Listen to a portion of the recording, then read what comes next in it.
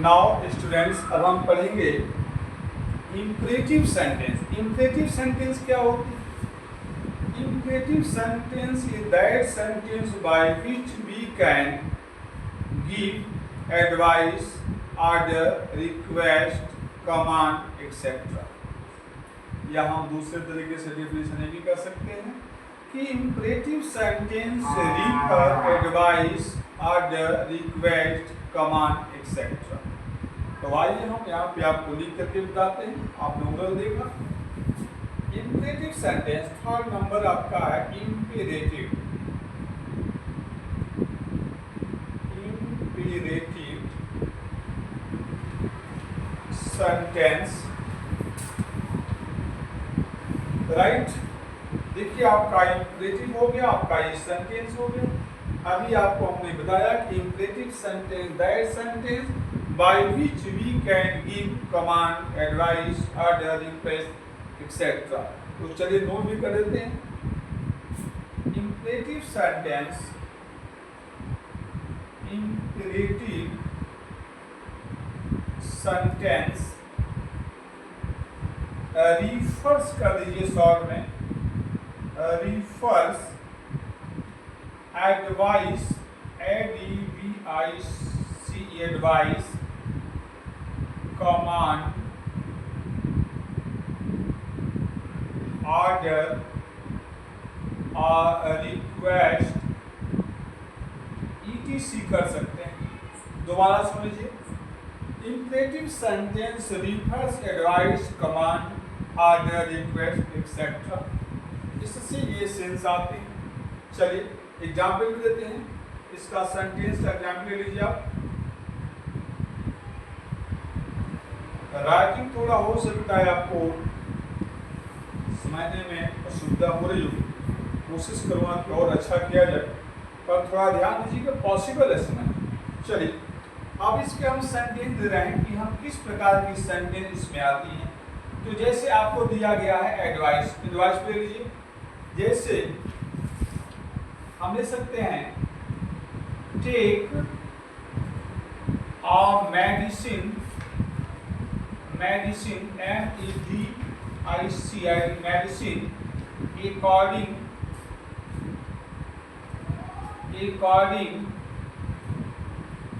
To doctor.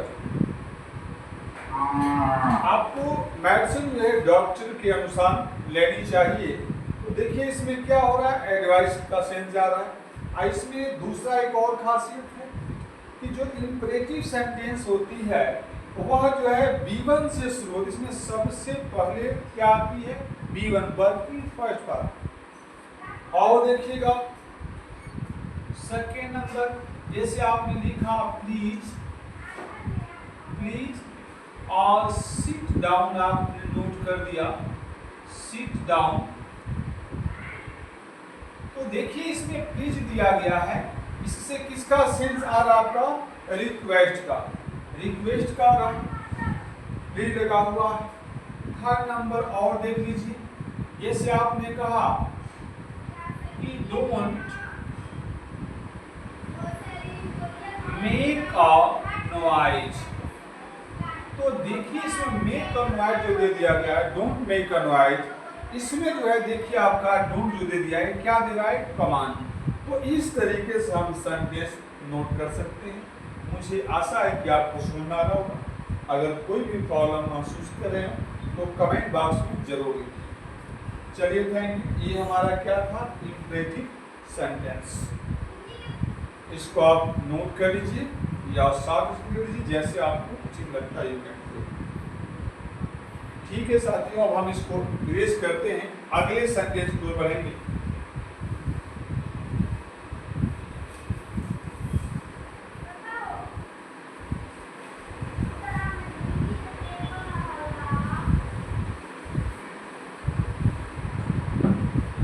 आइए हम पढ़ेंगे एक्सक्लेमेटरी सेंटेंस। आपका फोर्थ नंबर है exclamatory. Exclamatory sentence.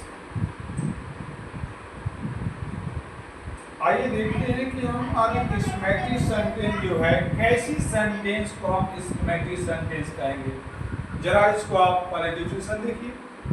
Exclamatory sentence is that sentence who refers sudden feelings, जो अचानक सडन फीलिंग्स को एक्सप्रेस करता है। हम ये भी कह सकते हैं कि exclamatory sentence is that sentence who refer toward joy, surprise और sorrow, हम ऐसे भी कह सकते हैं। तो these type sentence are under the exclamatory sentence। एक बार सुनिए। Exclamatory sentence is that sentence by which we can refer sudden feelings as surprise, sorrow or joy। Exclamatory sentence के अंत में हम always what which type का हम तो we use always what exclamation mark, exclamation का हम प्रयोग करते हैं। आइए देखते हैं। Exclamatory sentence, exclamatory और sentence refers, क्या कर सकते हैं, refers to sudden feelings as जैसे कि आपको दे दिया गया है सारो या जॉय कर सकते हैं, जॉय एंड सरप्राइज।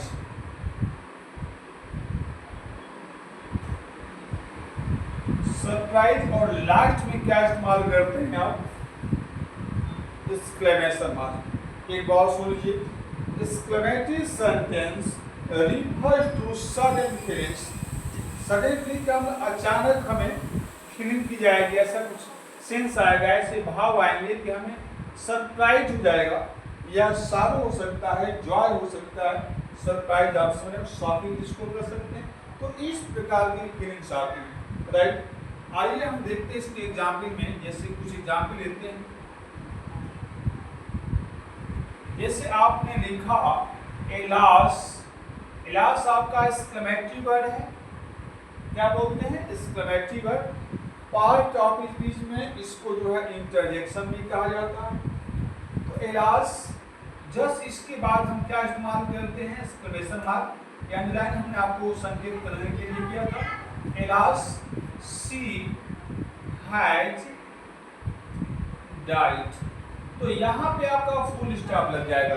ध्यान से सुनिएगा, अगर स्टार्टिंग में एक्सक्लेमेशन वर्ड दिया है तो तुरंत उसके बाद आपको एक्सक्लेमेशन मार्क आ जाएगा और उसके बाद आप सेंटेंस में फिर फुल स्टॉप आएगा। लेकिन अगर केवल ये सेंटेंस दी गई हो तो उस सेंस में आपका जो एक्सक्लेमेशन मार्क लास्ट में लग जाता है। और देखिए अगला देख लीजिए, आपका पहला एग्जाम्पल, सेकेंड और एक और देख लीजिए। हाउ और स्वीट सी इज, यहाँ पे एक्सक्लेमेशन मार्क लग जाएगा। तो इस तरीके से आप सेंटेंस को नोट कर सकते हैं। चलिए हमारा एग्जाम्पल किसका रहा, एक्सक्लेमेटरी सेंटेंस का। एक बार और आपको कर देते हैं define. Exclamatory sentence are refer to sudden और फीलिंग्स एट, सडन फीलिंग का मतलब हो गया कि हम फुल स्टॉप लग जाता है, ऐसे कर सकते हैं।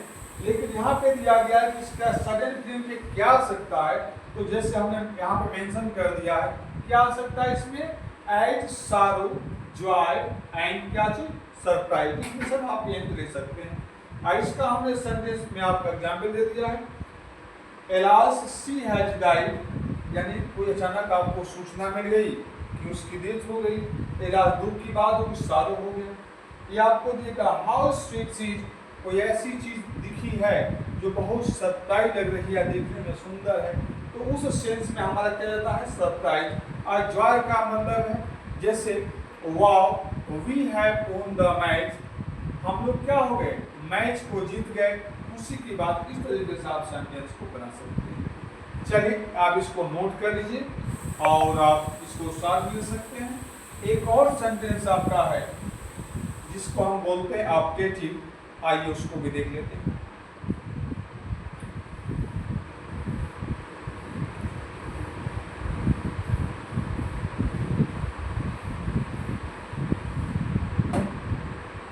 आपका 5th नंबर है ऑप्टेटिव सेंटेंस। ऑप्टेटिव सेंटेंस, आइए देखते हैं कि ऑप्टेटिव सेंटेंस क्या होती है। ऑप्टेटिव सेंटेंस का हिंदी होता है इच्छा सूचक वाक्य। क्या होती है? इच्छा सूचक वाक्य, जिसमें हम अपनी इच्छा को व्यक्त करते हैं। कई बार हम किसी की बर्थडे पे विश करते हैं, कोई फेस्टिवल को विश करते हैं, किसी को हम ब्लेस करके दुआ मांगते हैं जैसे कि आपकी उम्र लंबी हो जाए, या कोई बुरा हमारे साथ बिहेवियर करता है तो उसको बोलते हैं कि आप नर्क में चले जाएं, अभिशाप देते हैं।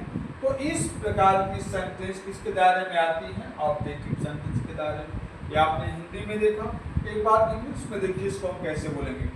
Optative sentence is that sentence by विच, यानी जिसके द्वारा वी विश एड कर्स और ब्लेसिंग या विशिंग एक्सेट्रा। यानी असर्टिव सेंटेंस वह है जिसके द्वारा हम किसी को विश करते हैं, ब्लेस देते हैं, कर्स देते हैं, यानी अभिशाप देते हैं। तो इस तरीके से इसका डेफिनेशन हो गया। आइए हम इसको नोट करते हैं।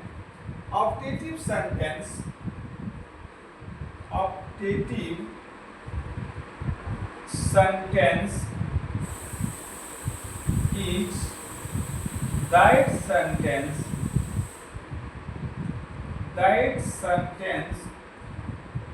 by which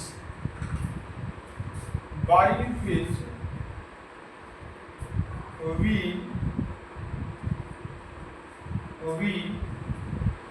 wish to anybody for blessing, cursing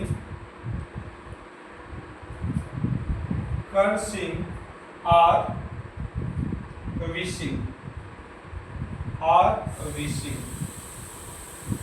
right. एक का डिफिनेशन हो गया, एक बार और सुन लीजिए।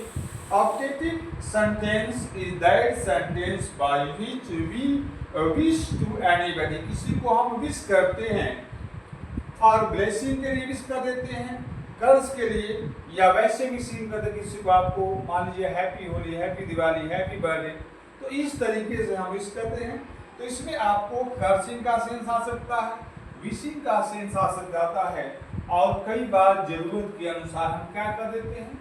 ब्लेस, आशीर्वाद देते हैं। आइए हम इसका एग्जाम्पल ले लेते हैं। जैसे आपने लिखा मे गॉड ब्लेस यू, इसमें भी आप जो है एक्सक्लेमेशन मार्क लगाते हैं। हम लिख सकते हैं मे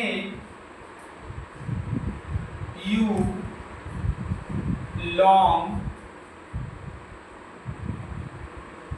लिव, यहां भी लगा दें। तो इस तरीके से समझ सकते हैं। कई बार हम बोल देते हैं किसी को हम ऐसे भी बोलते हैं, ध्यान रखिएगा, जैसे हम बोलते हैं हैप्पी होली और राम, हम ऐसे बोलते हैं कई बार। तो ये भी हमारे सेंटेंस किसका है? इसी का, किसका? ऑप्टेटिव का, क्योंकि हम राम को जो है हैप्पी होली का विशिंग कर रहे हैं। तो इस तरीके से आप कर सकते हैं। ठीक है, थैंक यू। आज के लिए इतना ही, फिर कल मिलते हैं।